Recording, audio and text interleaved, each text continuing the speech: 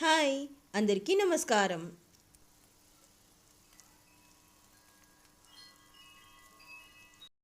ఈరోజు ఈరాచిప్పలో మేము సాంబార్ ఎలా చేసుకున్నానో చూపిస్తాను. ముందు క్యారెట్, బీన్స్ అండ్ బీట్రూట్ ఆవిరికి ఉడికించుకున్నాం.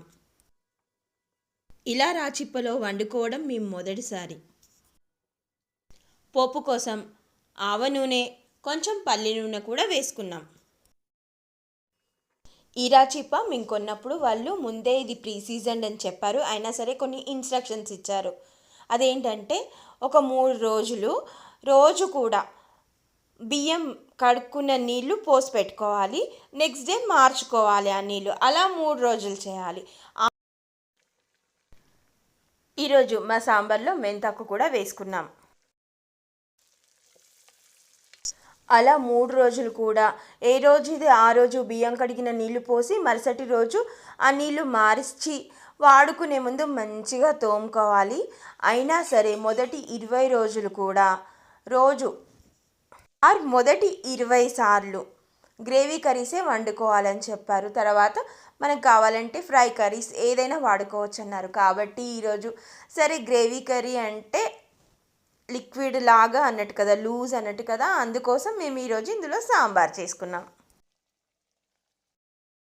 మెంతాకు మంచిగా ఫ్రై అయిన తర్వాత ఇందులో ముందే ఆవిరికి ఉడికించిన క్యారెట్, బీన్స్ అండ్ బీట్రూట్ కూడా వేసుకున్న తర్వాత కాస్త ఎండు కొబ్బరి తురుము, అలాగే గమనించారు కదా కొన్ని టమాటా ముక్కలు కూడా వేసుకున్నాం. ఇవన్నీ కూడా ముందే ఉడికాయి కాబట్టి ఇప్పుడు వెంటనే ముందుగా తీసి పెట్టుకున్న చింతపండు రసం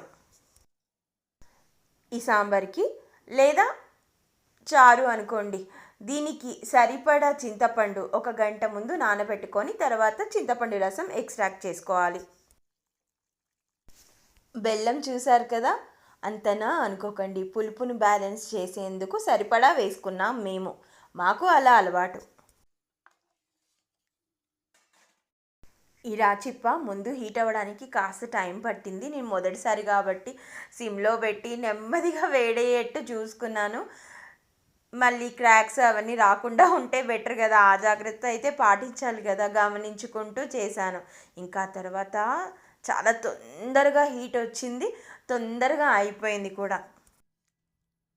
అంతే, లంచ్లో మేము తిన్నప్పుడు